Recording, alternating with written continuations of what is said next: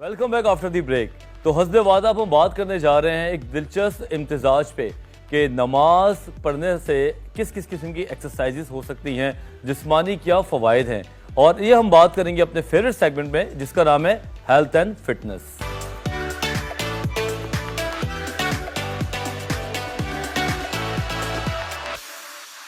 अमूमन जब फिटनेस की बात होती है तो मेरे एक दोस्त है, उसी का नाम मेरे दिमाग में आता है।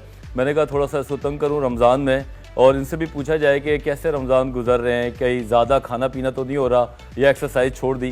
तो मैंने कहा बुलाते हैं अपने स्टूडियो में उमर बिलाल अहमद, मेरा बड़ा अच्छा दोस्त भी है, साथ साथ certified fitness consultant and mind science professional. आइए जनाब बिलाल से बात करते हैं। बिलाल अस्सलाम वालेकुम। वालेकुम अस्सलाम वजाद भाई, thank you so much for calling me once again. No so nice of you. और आपकी बातें और आपका जो एक कनेक्शन है एक्सरसाइज का और स्पिरिचुअलिटी और नमाज का, वो मुझे पता है कि तुम्हारी इंसाइट इस मामले में है।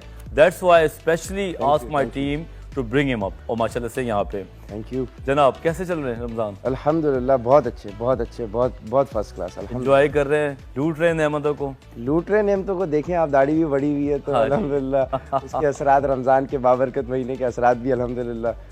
बस कोशिश कर रहे हैं, बाकी इंसान तो गुनाहगार है, लेकिन यह है कि कोशिश कर रहे हैं कि बेहतर से बेहतर तरीके से इस दफ़ा का रमज़ान गुजार सकें। ये तो है, हम लोग रमज़ान में सिर्फ चीज़ों को चेंज करने के लिए बात करते हैं और जब टाइम गुजर जाता है तो हम वापस रिलैप्स हो जाते हैं, बुरी तरह सब चीज़ों को भूल जाते हैं। बिल्कुल। नमाज एक वाहिद ऐसी चीज़ है, मैं पर्सनल अपना तजुर्बा है कि नमाज माशाल्लाह से रमज़ान में बड़ी रेगुलर हो जाती है और 5 वक्त का नमाज हम पढ़ने लगते हैं, मसाजिद में भी रश होता है। तो हमारी जो न्यू जनरेशन है, नौजवान नस्ल है, वो नमाज पढ़ती है और वो पढ़ना चाहती भी है। तो मैंने कहा थोड़ा साइंटिफिक पहलू पे बात करें, नमाज के एज अ फिटनेस ट्रेनर क्या बोलते हो, फ़वाइद हैं क्या? गालिबन हमने जो लास्ट हमारी गुफ्तगू रही थी, जो मैं आपके शो पे था, हमने यहीं पे अपनी बात को डिस्कनेक्ट किया था और इसी का तो मैं उसी को फिर गुफ्तगू कंटिन्यू करूँगा।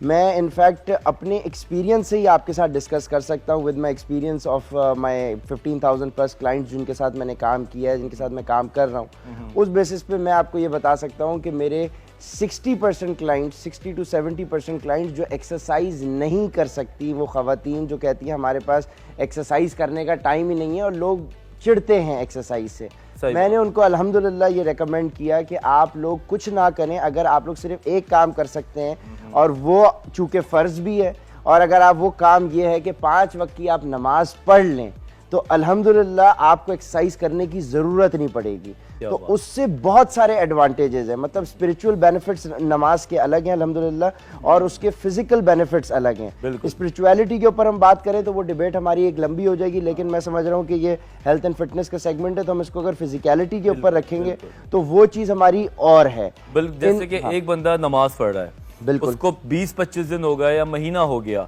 अब उसके जिस्म में क्या ताकत रोनुमा होना शुरू हो जाती है? देखिए, 2 चीज़ें। नमाज का जो सबसे इम्पॉर्टेंट एलिमेंट है, अगर आप 5 वक्त की नमाज पढ़ने के आदी हो जाएं सो फिटनेस के अंदर आपको कंसिस्टेंसी चाहिए होती है। जब आप डाइट भी करना शुरू करते हैं, जब आप क्लीन ईटिंग भी शुरू करते हैं, अपने बैड पैटर्न से आप हेल्दी ईटिंग पैटर्न्स पे आते हैं ना, so you need to develop a habit, और नमाज आपको हैबिट डेवलप करने में बहुत अहम किरदार अदा करती है। फर्ज करें कि हर वक्त में रकाते हैं अलग अलग, ठीक है ना, और हम 5 नमाजें पढ़ते हैं, तो हमारे मसल्स कौन कौन से हैं जो उसमें काम करते हैं? अब हमें देखें, नमाज में हमारे जो डिफरेंट पोस्चर्स हैं हम उससे स्टार्ट करते हैं। सबसे पहले तो हम कयाम के अंदर जब खड़े हैं, मतलब जब हम स्ट्रेट खड़े हुए हैं, ठीक है जी, तो उसके अंदर आपके हैमस्ट्रिंग, आपके क्वाड्स ये इन्वॉल्व हो रहे हैं, ठीक है, लोअर बॉडी आपकी पूरी इन्वॉल्व है। और जब रमज़ान के अंदर अगर जो लोग तरावी पढ़ रहे हैं तो 20 रकत जब आप तरावी पढ़ रहे हैं, उसके अंदर जब आपको एक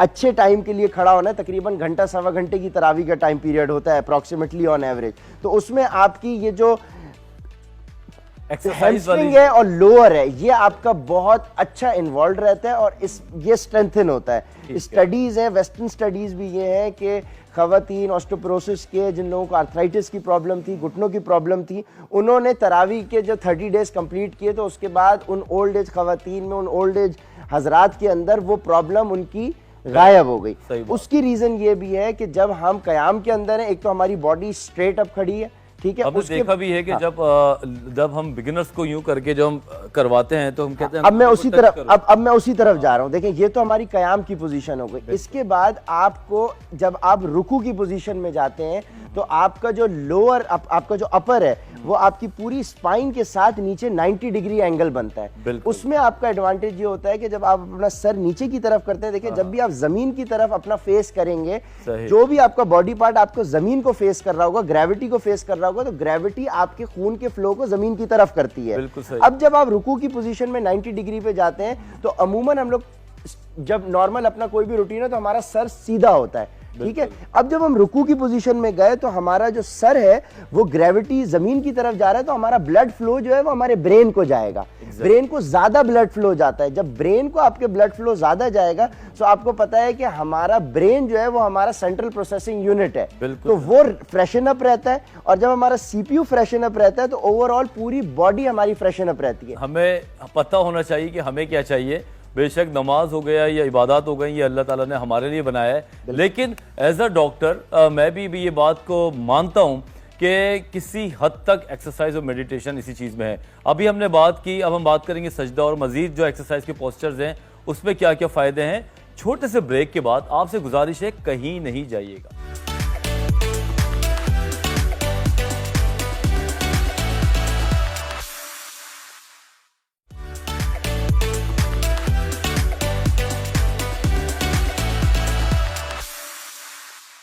جی جناب, ابھی تک ہم نے بات کی قیام کی کنڈیشن میں ہم کہاں پہ ہوتے ہیں اور ہماری کمر کے درد بھی صحیح ہو سکتے ہیں. اب بات کریں گے ہم بلا سے سجود میں.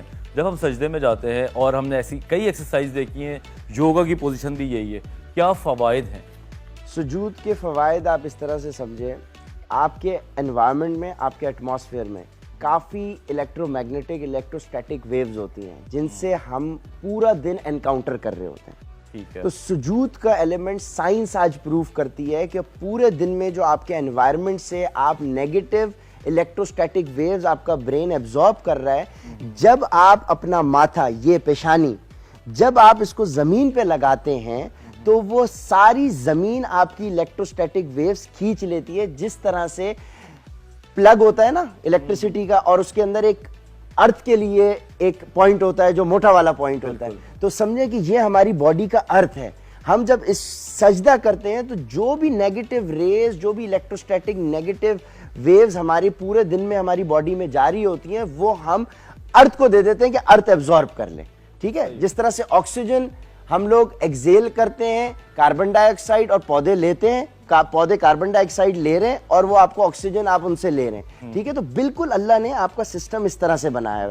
تو آپ کا سجدہ, یہ اس کی سائنٹیفک امپورٹنس ہے. اور پلس سجدے کے اندر جب آپ کے لنگز جو ہیں بیسیکلی, جب ہم انہیل ایکزیل کی جب بات آتی ہے, جو ہمارا 2/3 ہمارا لنگز جو ہیں نارمل اسٹینڈنگ پوزیشن میں, نارمل جس وقت پوزیشن میں ہم بیٹھے ہیں, ہم انہیل کر رہے ہیں اور ایکزیل جو ہم ایئر کر رہے ہیں, تو 2/3 ایکزیل کرتی ہے آپ کے لنگز آکسیجن. ٹھیک ہے, 2/3 یعنی 66% آکسیجن آپ کی باڈی ایکزیل کرتی ہے. لیکن جب آپ سجدے کی پوزیشن میں سانس لے رہے ہوتے ہیں تو آپ کا بیسیکلی لنگز آپ کے ڈائفرام سے جب کنیکٹ ہوتا ہے اور اس کو پریس کرتا ہے, تو جو 1/3 ایئر لنگز کے اندر باقی ہوتی ہے وہ بھی باہر چلی جاتی ہے, اور آپ پوری آکسیجن نہیں لیتے ہیں. تو جب آپ پوری آکسیجن باہر نکال رہے ہیں اور پوری آکسیجن اندر لے رہے ہیں تو اس کا آپ کی باڈی کے اوپر فریشن اپ رہتی ہے.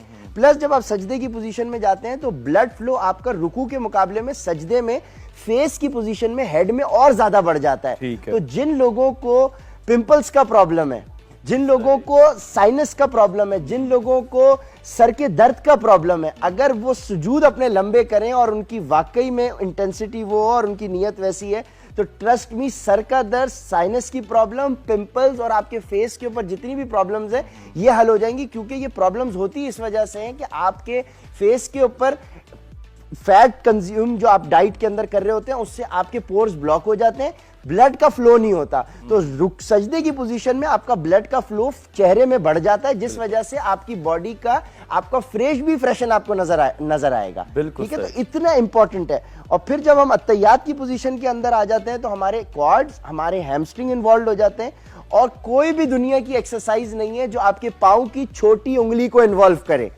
صحیح. पूरी दुनिया में आप कोई भी एक्सरसाइज उठा लें, जो आपके पाँव की छोटी उंगली तक को इन्वॉल्व करने की कोई एक्सरसाइज कहीं पे भी आपको नहीं मिलेगी सवाए नमाज के. तो अल्लाह ने आपके सर से लेके, आपके सर के बाल, आपकी पेशानी से लेके आपके पाँव की छोटी उंगली तक का ख्याल रखा है. और रमज़ान के इस महीने में अगर हम इस चीज़ को, क्योंकि देखिए 30 डेज का जो ये महीना है, अल्लाह पाक कह रहा है कि मैंने आपको साल के अंदर ये 30 डेज दिए, अगर इन 30 डेज में जो हम लोग तमाम मुसलमान जो हैं, अगर 5 वक्त की बाजमात नमाज अदा करने के हम उसको शुरू कर दें, तो ये एक हमारी हैबिट भी बन जाएगी. Because scientifically it takes 21 days if you do anything for 21 consecutively days के लिए, तो वो आपकी हैबिट बन जाती है. तो अच्छा, मतलब कहने का ये है कि जो हमारे 40, 50, 60 साल के जो लोग हैं, अगर वो नमाज को वैसे शुरू से पढ़ें लेकिन अगर रेगुलर करें, तो उनकी बॉडी जो स्ट्रेंथ है और जो 70, 80, 90 साल तक के एज के लोग हैं वो स्ट्रॉन्ग रह सकते हैं. मैं ये कहूँगा, देखिए हमारी ऑन एवरेज इस उम्मत की उम्र तो 63 है, तो जो 50, 60, 70, 80 वाले लोग हैं,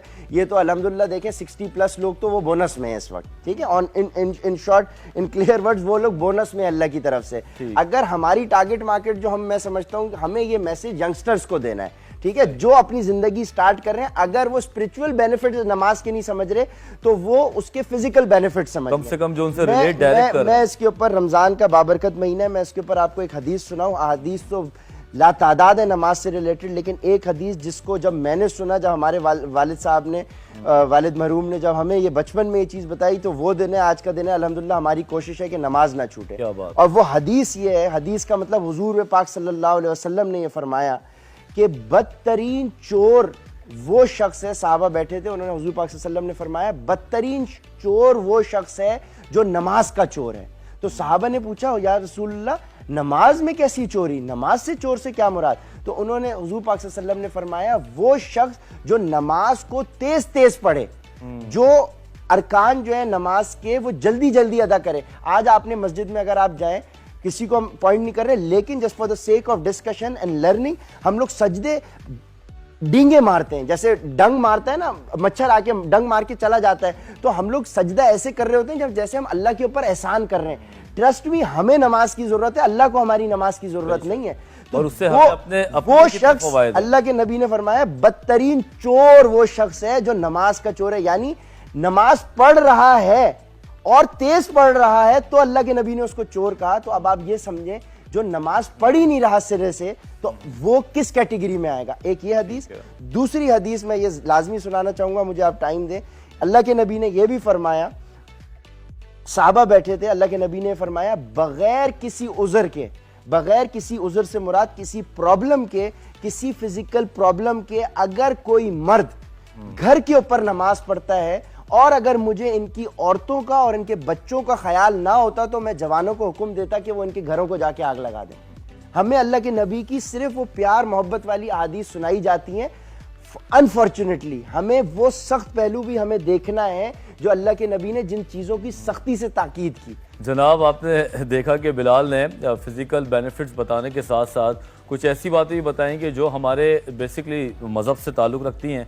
लेकिन सबसे इम्पॉर्टेंट बात जो मुझे लगी, बिलाल ने जो शुरू में बातें की हैं, वो बीइंग अ डॉक्टर मैं इस बात को सेकंड करूंगा कि अगर आप रेगुलर नमाज पढ़ते हैं तो आपकी एक्सरसाइज होती है. आप एक्सरसाइज समझ के ही कर लें, क्योंकि आपके सारे मसल्स इन्वॉल्व होते हैं. ब्लड सप्लाई, आपका ऑक्सीजन, कार्बन डाइऑक्साइड, ये सब जो एक्सचेंज है बॉडी में, ये बहुत तेज़ी से होता है. और सबसे बड़ी बात, एज अ डॉक्टर मेरा तजुर्बा है, ऐसे लोग बूढ़े भी देर से होते हैं. तो ये तो सारी बातें थी जिस्मानी ताकत के हवाले से. अब हम अगले सेगमेंट में बात करेंगे रूहानी तौर पे नमाज से क्या क्या फ़वाइद हैं. रमज़ान का महीना है, क्यों ना इन चीज़ों से हम फ़ायदा उठाएं. Just stay with us, we are coming in a minute.